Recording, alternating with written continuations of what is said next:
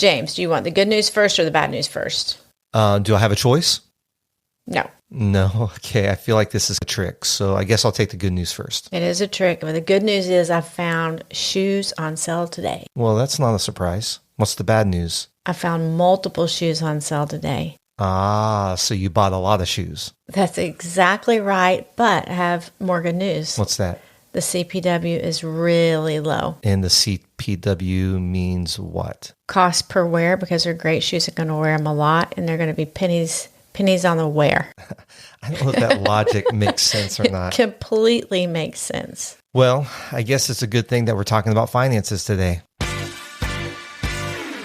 Hello, welcome to the Art of Spousing podcast. We're so thankful you're taking time to join us and listen to the show. Yeah, we are. Thanks for the feedback you're giving us on the podcast. We value your insight and your perspective. The reason we're doing this podcast is because we really believe that marriage has the potential to be a masterpiece, revealing its unique God-designed purpose. We know personally a work of art just doesn't appear, but is intentionally crafted and shaped. Our goal with every episode is to give you tools to practice so that you can help shape the relationship you want and not just survive, but thrive. That's right. Hey, if you're listening in Southern California, we're going to be there this Friday night, October 14th at Southwest Church in Indian Wells, speaking at the Cultivate Date Night event. I'm so excited about it. It's going to be a lot of fun. I put the link in the show notes where you can get tickets. So if you are in the area, we'd love to meet you there. We also want to invite you to subscribe to our new monthly newsletter. I'm so excited about this. Each month, you will receive an email with links to the last month's blog posts and podcast episodes, along with tips, experiences, and advice how to strengthen your marriage delivered straight into your inbox. You can sign up for the link in the show notes, or you can email us at hello@artofspousing. Just say, sign me up, and we'll take care of the rest. That's right. Before we jump into today's content, we want to let you know about an incredible tool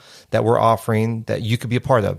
If you're looking for that one thing that could be the game changer for your relationship, then the Marriage Reboot Retreat is just for you. If you want a greater connection with your spouse, if you are tired of feeling stuck in the same old, if you desire to feel the thrill of fun and discovery again, like you did when you first met, we can help. We support couples to reconnect, recharge, and re-engage to pursue their life purpose together. The Marriage Reboot Retreat by Married for a Purpose is a private, intensive experience for you and your spouse, working exclusively with Lisa and I for 2 consecutive full days. At the end of the 2 days, you will walk away with a unified purpose for your marriage and a holistic vision for your marriage and family, supported with a real action plan. If you would like to find out more information about the Marriage Reboot Retreat, you can set up a discovery call with James and I, and we will tell you more about it. The link is in the show notes, or you can direct message us on Instagram at Art of Spousing, and we will send you a link to schedule a discovery call.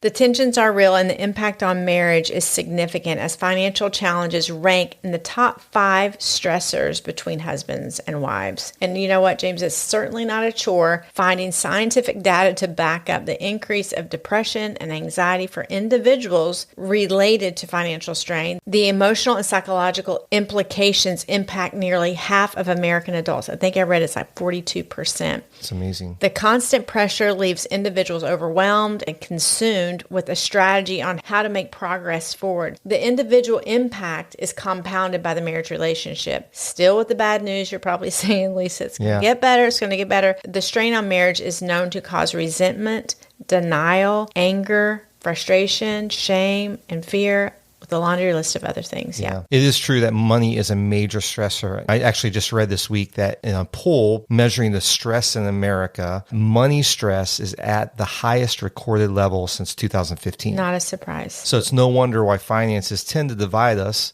as couples. However, it doesn't have to dominate or divide us. If we identify some of the root causes of the stress, we can get some practices to reduce the pain points. So today we're going to talk about 4 ways that money can cause tension in a marriage relationship, and also give you some tools to combat those stressors. Okay, so the first one is couples may have different money styles. How we view money and how we interact with money shapes our money style. So how do you identify what money styles you and your spouse are? I'm glad you asked, because I have a scientific, well, actually it's a non-scientific assessment for the listeners. You can make the decision. Are you one or the other? Ready? Okay. Are you a saver or a spender? You might be a saver if you enjoy balancing the checkbook at the end of the month just to see how much money you saved. Okay. You may be a saver. You may be a saver if you have an app for monitoring your finances so that you can watch how much money you're saving. You're a saver. Yeah. So you might be a spender if you have never met a credit card you don't like.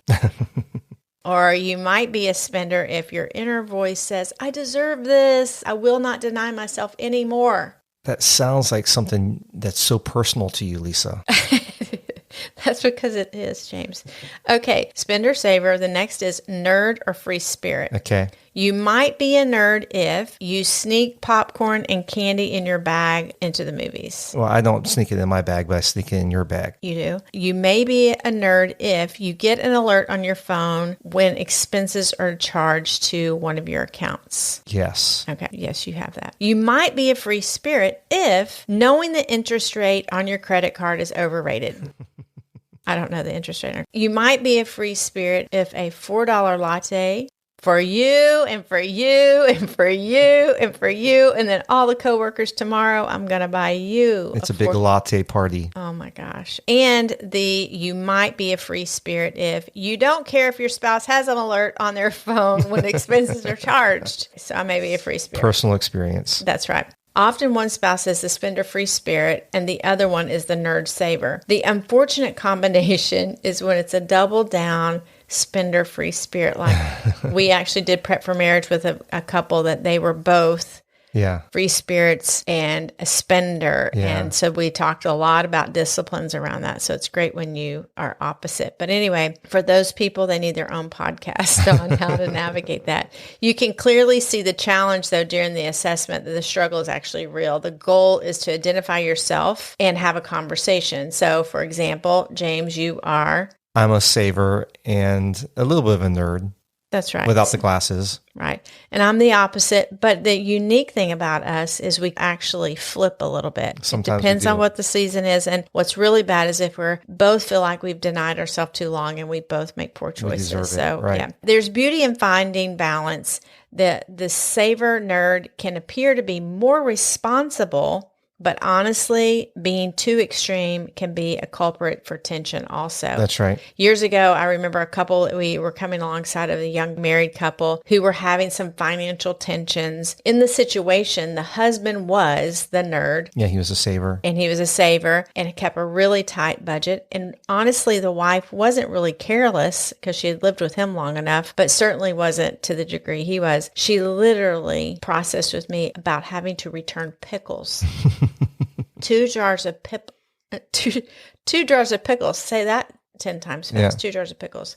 That was actually an extreme case and actually isn't actually the healthier version. That's right. Many times our money style is imprinted on us from experiences and environments in which we grew up or we witnessed the lack of or extravagance of money. We recently coached a couple that had some tensions around their finances, and it really came down to their money style, right? Yeah. And what we found out is that one individual was a spender, the other was a saver. As we talked about this tension, we discovered that each of their money styles was rooted in actually financial trauma that they had each individually experienced before they were married. And that was now playing out in how they viewed money, and that tension was real in their relationship. Yeah. The interesting thing is the money trauma in each of them was the opposite coming together. It truly was causing great tension, tears, and disconnection between the two of them. Yeah. So one of the things you can do to work on this tension, if you find that maybe that's a tension in your marriage around finances, is to take some time to discuss your money styles. Discover which one's a nerd, which one's a free spirit, and then talk about how to work together to find common ground on how as a couple you'll handle your finances. So we've had to do that. We have some tools that we share, and we know that there's going to be times if I say, hey, we need to talk about our finances, you have to show up for the meeting, right? As a free spirit and dial in on that. Right. And I also have to know as a saver and nerd not to be too stingy or too frugal with money that it's going to cause you to feel quelched in your ability to live and buy shoes. That's right. And the truth is there is some language in here that you and I had to navigate tension with, is that you would ask, where's that budgeted to? Mm-hmm. We budget all of our dollars down to the penny. Mm-hmm. And so you're just asking, where'd you budget to? But how it was impacting me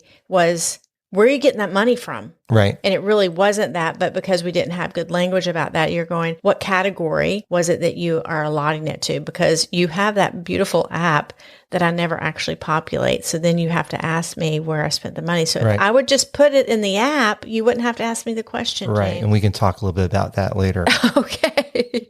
The second way money can cause tension in a marriage relationship is through excessive debt. That's right. So whether good debt or bad debt, it is so much more than just money. It all adds up to tension. Debt comes about from self-made choices or sometimes external factors out of our control. Right. Each of us could list a ton of external factors beyond what I'm about to rattle through. But just for example, unfortunate expenses. Experiences.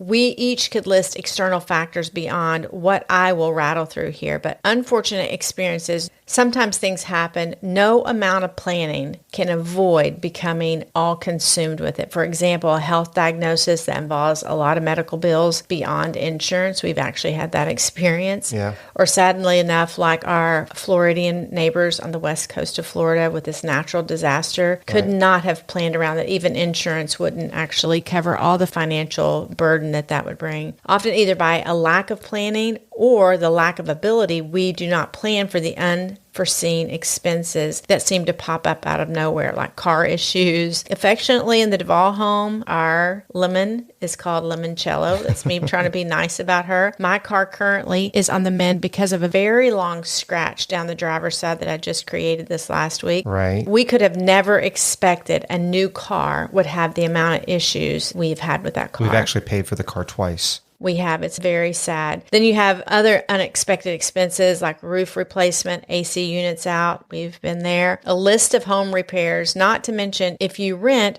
increases over the last year have skyrocketed. Right. These unforeseen bills can really put a damper on any type of savings or getting ahead strategies. Then there are the whoops, this got out of hand expenditures. These are small bad choices over time that compound into a large amount of debt. This is my tendency. I make plenty of small purchases that add up, totally creating this giant knot in the pit of my stomach. Yeah.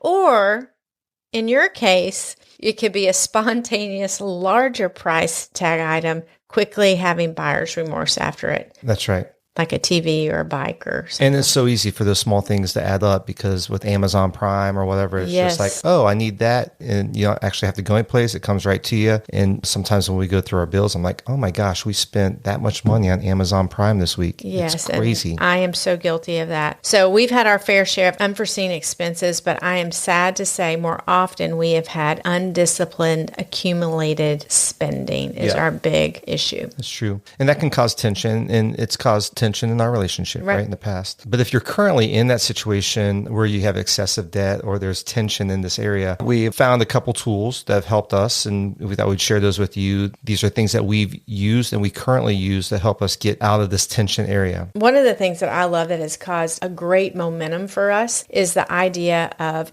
the snowball plan. We learned this concept first from Larry Burkett. That's old school back in the early 90s, I think. Right. We had a good amount of college debt when we first got married. We were challenged to find 10%, I believe it was 10% of money at the end of each month that we just went, we're going to pull away 10%, take that amount, apply it to the minimum payment of the debt we chose, which I think you had a formula for which one we tackled first. When that bill is paid, we apply that total amount, 10% plus the payment, to the next minimum payment, so on and so forth, till all bills were paid off. Yep. And we have done this a couple of times in the last 30 years. Was there a way you knew which bill to tackle first? Do we go the... Yeah, I think you can do it different ways. And I actually have an Excel spreadsheet that I'll add to the show notes. You can do it by the lowest balance or the highest percentage. And the idea is that you can pay things off a lot quicker because you're paying the minimum on all your debts except for one, that you're putting this snowball amount. Right. And you keep adding that, and it actually rapidly pays off debt, which is pretty incredible. Right. I love when we choose the smallest one first because I feel like, hey, we're making momentum. We're crushing it. So Right. Small wins along the way, right? that's right. Well, because I love to see written goals, we would map this out back in the 90s, early 90s when we did this. We did it on paper so I could actually see it. And then we got all fancy and we had a chalkboard here at the house and we would write it out so I could see how we were accomplishing it. It helped keep me on target. Daunting at times, this whole snowball plan.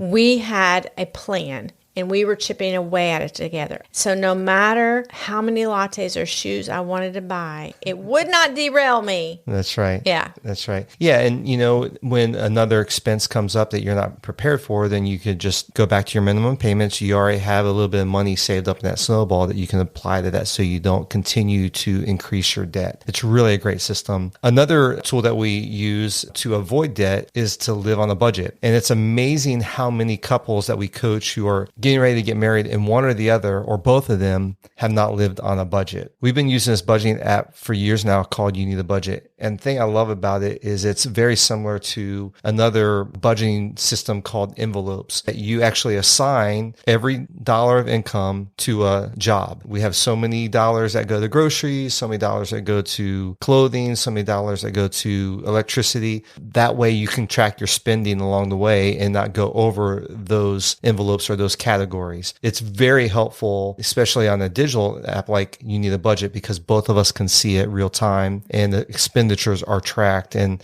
that's when you buy shoes, I kind of go, oh, I see you bought shoes. But it also is a weekly argument crusher because we predetermine and we set the budget. We've agreed on what we're going to spend and we're not going to go over that. And that helps keep us from getting in debt and also gives us extra money to put on unforeseen expenditures and some money in savings. Yeah. And I love that because we set time to talk about finances, set that budget.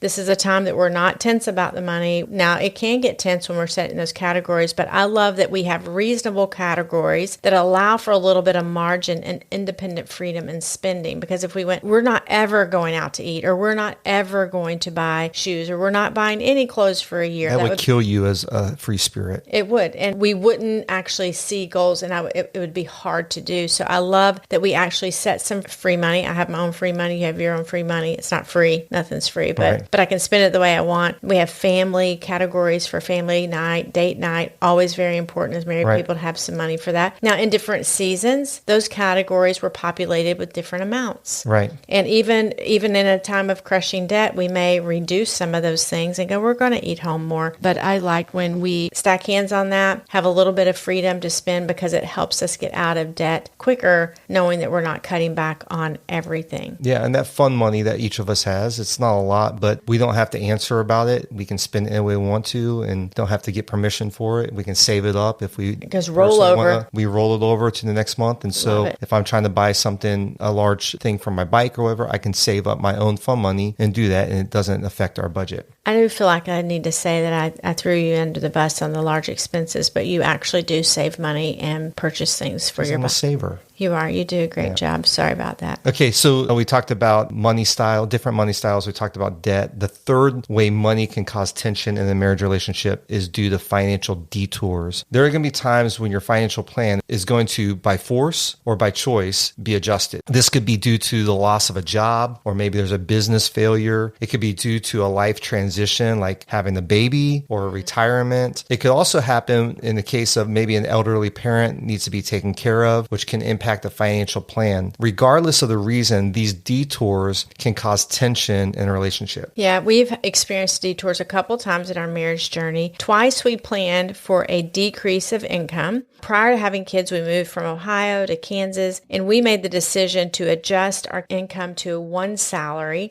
your salary, so that I could prepare to stay home even before we had kids. I wasn't even pregnant at the time, but we were trying to pay off that $30,000 college loan and shifting to one income. So back in 1994, that was a pretty big... That was a big deal. Yeah, that was a lot of money. I believe you were making $200 a week and then $250 extra if you counted the pork and the beef that we got from farmers, which, by the way, was the best beef and pork we've had. Yeah. And all, no joke. You hear stories about pastors like being paid in, crops and beef and we corn. We lived in and parsonage. Yeah, I lived in farming town in Kansas, and that was pretty amazing because we got some of the best meat in the country, no joke. I love all our Kansas friends. Yeah. Although our kids are grown and we haven't yet made a significant work transition, we have seen our parents and church family that feel like family make transitions in their life to retirement and maybe taking on family members. And we've seen the good, the bad, and also the really sad. Yeah. One of my favorite statements by my mentor, Jim Rohn, an ounce of discipline weighs far less than a ton of regret. So true. So really, if we can just create some discipline in our spending less and saving more, if there's opportunities even with your employer that maybe they have a retirement that they do a matching fund, take advantage of those things. That discipline will add up. And for us, we don't want to end up someday not ready for a transition where our income is maybe different than what it is today. Yeah. Our parents have done such a fantastic job of preparing for their golden years, and it hasn't been a financial burden on us. And we want to do the same for our kids, because I actually look back at our 20s and 30s and I thought 50-year-old people were old. And I couldn't even see how we were going to get there. Here we are. And it's a weighty thought, not a burden, but it's a mindful thought for our future as we are either spending or saving and planning rightfully so for our next season. I want it to be for us that we have that freedom, but I also want that freedom for our kids, that they're not feeling the weight of caring for us financially. Right. That's so good. So the fourth way money can cause tension in a marriage relationship is through distrust. Right. And by this, we mean distrust of God.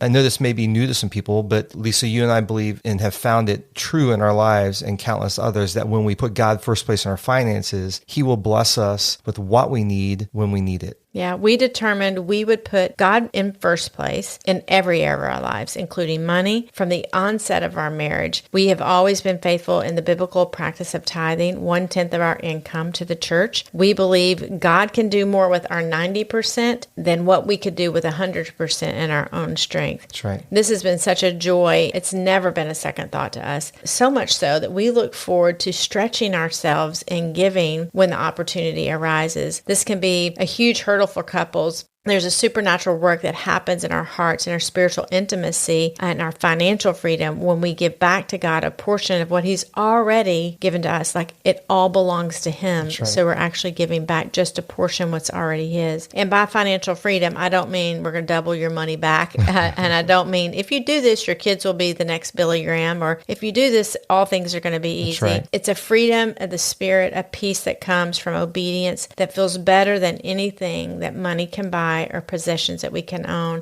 I know that we have never gone without. That's right. Matter of fact, we've been blessed in many ways beyond just our needs, and we have been able to enjoy a lot of things we desired or wanted. Yeah, it's crazy. I mean, if we started listing the ways over the last 30 years that we've seen God bless us in unexpected ways, it's almost embarrassing. And it's not always been financial, but there have been tangible ways that God has provided for our family, that things that we would never have been able to provide, basic needs for our family. And so we are fully in on this. And I just encourage you that if you're a Christian, if you're a follower of God and you're not faithful in this area, it really is trust. And you can trust God that no matter what you can do with your finances, God can do so much. I love in the Bible, in the book of Malachi, chapter 3, verse 10, it's in the Old Testament, it says, bring the whole tithe into the storehouse, and that would today be the church, that there may be food in my house. Test me in this, says the Lord Almighty, and see if I will not throw open the floodgates of heaven and pour out so much blessing that there will not be enough room to store it. And you've probably heard this before. It's the only place in the Bible that God says, test me. And so it's an opportunity to really get our finances in order when we put God first place in our finances. He's going to take care of the stress that sometimes comes with our money styles. He's going to help us overcome some of the challenges of the debt in our life. He's going to be there when detours happen in our finances to help alleviate that stress. So again, if you are listening today and you call yourself a Christian, we want to challenge you to test God in this. Right. Put Him first place in your finances and see what He'll do in your life. And again, we've witnessed this over and over and over again. He's going to take care of you, except when your spouse goes out and purchases 10 pairs of shoes that are quote unquote on sale. I know, but the cost per wear, the CPW, back to the CPW. Oh gosh, I see what you did there. Using God's word against me. That's not biblical. I will tell you, it's not biblical. We would love to hear your thoughts and answer any questions you have about what we shared today. You can email us at hello@artespousing or hit us up on Facebook or Instagram at artespousing. We'd love to hear from you. So if you found this episode helpful, please let your friends know by sharing it with them. You can also help other people find the podcast by rating the podcast and leaving us a review. And please remember to subscribe to our new monthly newsletter. You can sign up with a link in the show notes, or you can email us at hello@artespousing.com. Just say, sign me up, and we'll take care of the rest. Join us next week. You're not going to want to miss it. We have our friends Brandon and Michelle Cato on the show talking about all things Enneagram, and it's going to be hysterical. It's fantastic. It is fantastic. Have a great week, and we'll see you next time on the Art of Spousing podcast. Until then, bye-bye.